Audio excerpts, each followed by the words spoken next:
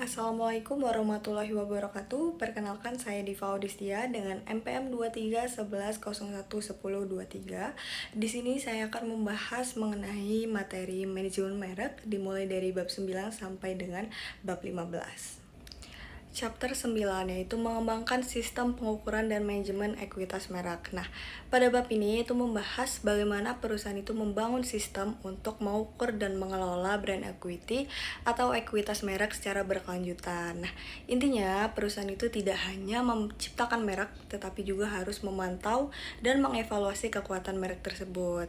Sistem ini biasanya itu terdiri dari 3 komponen utama. Yang pertama ada brand audit atau analisis menyeluruh terhadap posisi merek di pasar dan persepsi konsumen. Yang kedua ada brand tracking.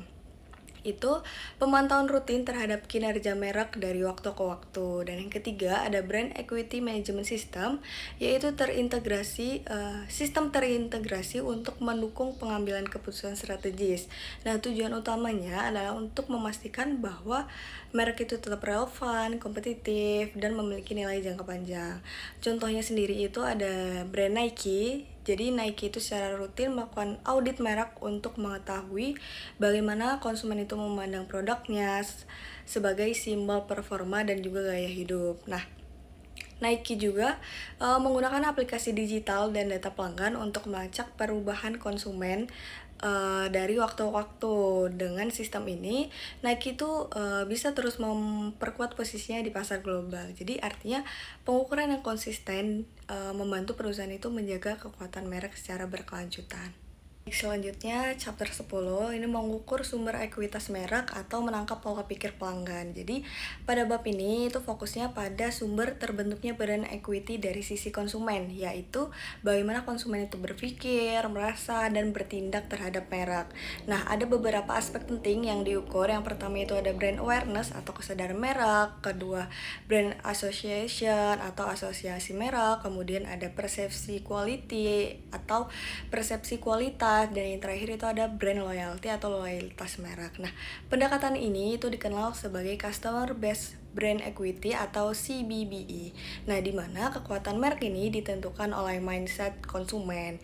Jadi semakin positif persepsi konsumen, maka semakin kuat juga brand equity-nya. Nah, sebagai contohnya itu ada Coca-Cola. Nah, Coca-Cola itu mempunyai brand equity yang kuat karena konsumen itu tidak hanya mengenal produknya, tetapi juga mengasosiasikannya dengan kebahagiaan dan juga kebersamaan. Nah, kampanye seperti Share a Coke itu memperkuat hubungan emosional tersebut sehingga meningkatkan loyalitas pelanggan. Nah, ini tuh menunjukkan bahwa kekuatan merek itu tidak hanya berasal dari produk, tetapi juga dari persepsi konsumen. Nah, pada chapter 11 ini yang mengukur hasil ekuitas merek atau menangkap kinerja pasar. Jadi, jika chapter 10 tadi berfokus pada konsumen, maka bab ini tuh menilai hasil nyata dari brand equity di pasar. Nah, indikator utamanya itu meliputi yang pertama market share atau pangsa pasar, yang kedua price premium atau kemampuan menetapkan harga lebih tinggi, kemudian yang ketiga ada profitabilitas, dan yang keempat itu ada respon konsumen terhadap aktivitas pemasaran. Jadi intinya brand equity yang kuat itu akan menghasilkan kinerja bisnis yang lebih baik seperti penjualan tinggi dan juga daya saingnya yang kuat.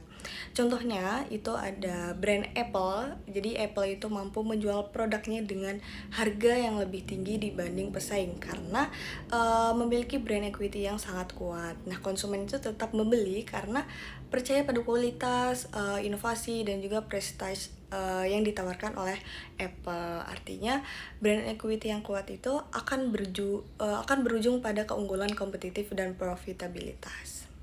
Chapter 12 yaitu merancang dan menerapkan strategi arsitektur merek. Nah, pada bab ini itu membahas bagaimana perusahaan itu mengelola struktur merek atau brand arsitektur dalam satu portofolio.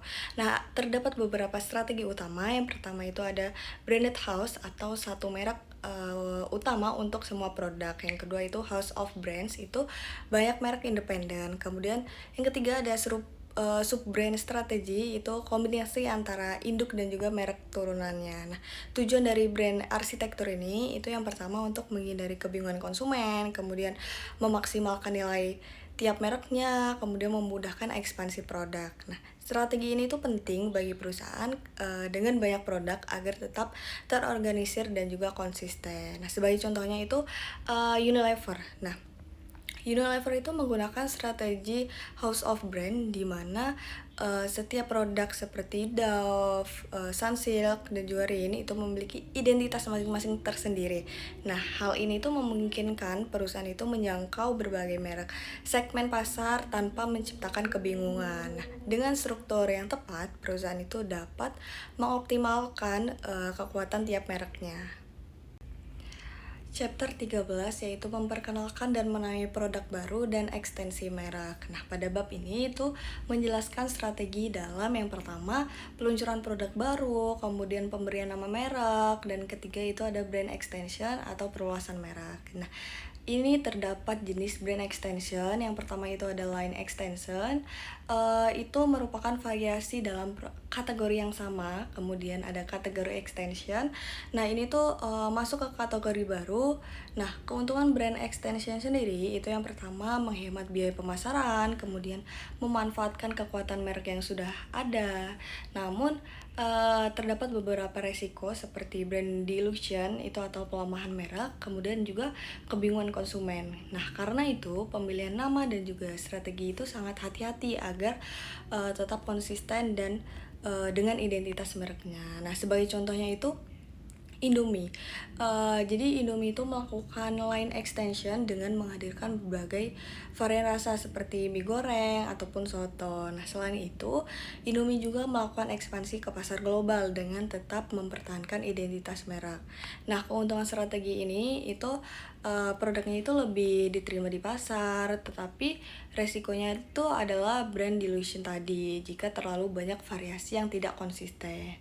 Nah, intinya perluasan merek itu harus dilakukan secara hati-hati agar tidak merusak citra merek utama. Selanjutnya chapter 14 yaitu mengelola merek dari waktu ke waktu. Nah, pada bab ini itu menekankan bahwa merek itu harus dikelola secara dinamis seiring waktu. Nah, ada strategi utamanya. Yang pertama itu ada brand reinforcement atau menjaga konsistensi dan kekuatan merek. Kemudian ada brand revitalization, itu memperbarui merek yang mulai melemah. Jadi perusahaan itu perlu menyesuaikan dengan perubahan tren pasar, kemudian mengikuti perkembangan teknologi, dan juga tetap relevan dengan generasi baru konsumen. Nah, merek yang sukses adalah yang mampu beradaptasi tanpa kehilangan identitas intinya. Nah, sebagai contoh itu Nokia. Nokia itu kan pernah menjadi pemimpin pasar ponsel, tetapi gagal beradaptasi dengan perkembangan smartphone sehingga kehilangan posisinya. Nah, saat ini Nokia itu mencoba melakukan revitalisasi dengan menghadirkan produk baru yang sesuai dengan tren. Nah, ini tuh menunjukkan bahwa merek itu harus tetap beradaptasi dengan perubahan pasar dan juga teknologi. Dan yang terakhir, chapter 15 yaitu pengelola merek di atas batas geografis dan segmen pasar. Nah, pada bab 15 ini membahas pengelolaan merek dalam konteks global dan berbagai segmen pasar. Nah, strategi utamanya itu ada global branding yaitu satu identitas merek untuk seluruh dunia, kemudian ada local adaptation, nah itu penyesuaian dengan budaya dan pasar lokalnya. Nah, tapi ada tantangan yang dihadapi. Yang pertama itu ada perbedaan budaya, kemudian preferensi konsumen, dan juga regulasi di setiap negaranya. Nah, selain itu, perusahaan itu juga harus menyesuaikan strategi mereknya untuk berbagai segmen pasar seperti segmen premium versus mass market, kemudian juga demografi yang berbeda. Nah, kunci keberhasilannya adalah menemukan keseimbangan antara standarisasi global dan juga adaptasi lokalnya. Contohnya itu ada McDonald's.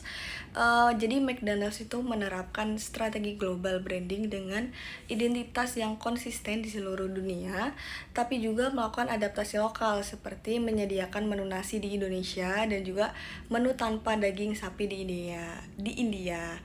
Artinya keberhasilan global itu bergantung pada kemampuan perusahaannya dalam menyeimbangkan standarisasi dan juga adaptasi lokal.